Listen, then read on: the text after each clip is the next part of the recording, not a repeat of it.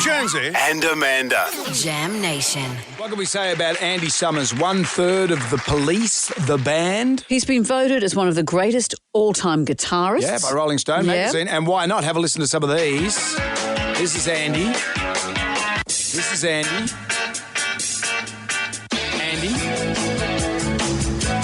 More Andy. Ooh.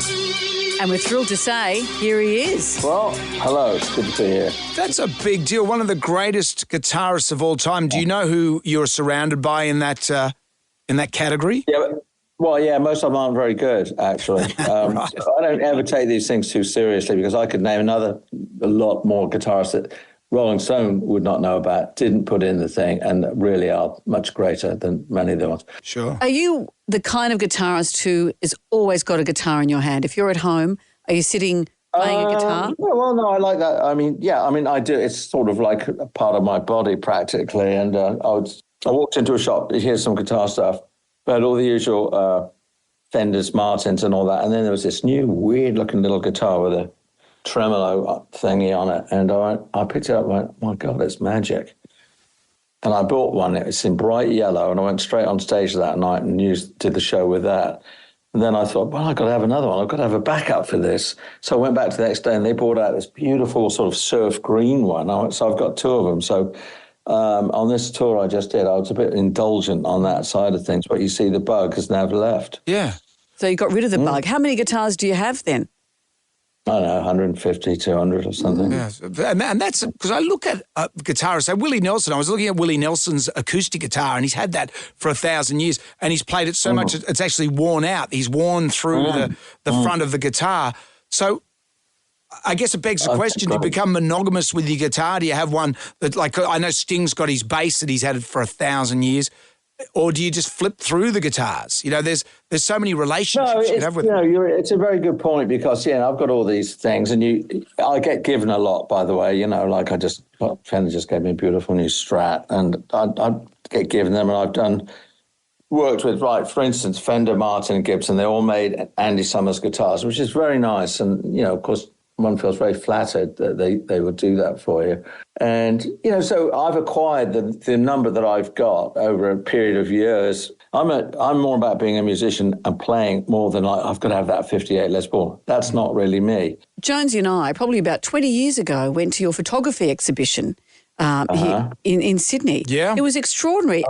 And have you always, when you don't have a guitar in your hand, had a camera in your hand? Well, quite often that is the case, because I go out on tour and, of course, I take my Leicas with me. I use two M10s, colour, one and a black and white one, a few lenses. And, I'm very happy to be out. If I'm not on the stage and I'm hanging around or if we have a day off, I start thinking about photography a bit and seeing if I could make something interesting. So, yeah, it's present in my mind. The point of this show is finally, after all these years of doing both things, I finally brought them together in one show. What do you mean? So tell us about the show. Well, it is, I think you would describe it as a multimedia. It's a big screen. I show various quite exotic sequences of photography. So that I'll play, say it's 6 minutes of visual imagery, and I've worked out a new sort of guitar thing to do with it. And so I know what I'm going to do. And that really comes down technically to the guitar pedals that guitarists use, and I know what I'm going to do, so I have a setup for each song. Do you find that some guitarists get a bit obsessed with their pedals? Sometimes when I'm watching a show, you can see, and they sort of dig. Well, you'll get onto they dig around with the pedal, and you see the lead singer going, "Okay, mate, let's just get on with it. Yeah. Let's crack on."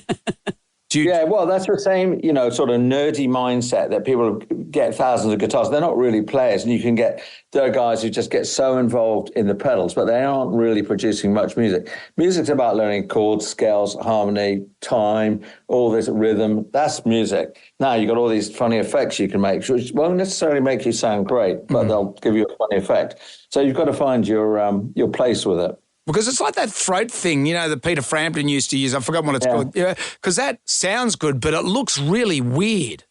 Yeah, I don't think it's a good look. And, Frampton sort of staked his claim with that particular thing quite a few years ago.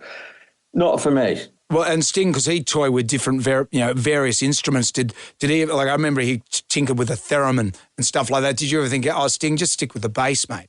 I might have thought it, but in much more vulgar terms. I won't go there, okay? So we're not going to see you with sort of a one-man band lined up with a hat and a drums and a whistle. Ain't going there. No, I mean, in the show, technically, I actually use a few backing tracks. So it's a nice variety. I mean, I get a standing ovation every single night. So, well, naturally, you're in one of the biggest supergroups in the world and you're one of the best guitarists in the world. Naturally, the show's going to be pretty good, Andy. Yeah. No, I mean, it's a challenge because you've got to get out there on your own. I don't have bass and drums behind me or anything, but I do use a little bit of backing track. Actually, have you ever had a situation where Sting and Stuart are in the crowd watching your show, unknown to you? I mean, I bet they are because they're jealous and they want to know why I'm so much greater than they are. It's pretty obvious, right? It's naturally obvious to me. Andy, it's so great to talk to you. Get your tickets for An Evening with Andy Summers now at Ticketmaster.com. Thank you for joining us. Yeah, that was lovely to talk to you. Thanks so much. Thanks, Andy. All right, ciao. Bye. Cheers.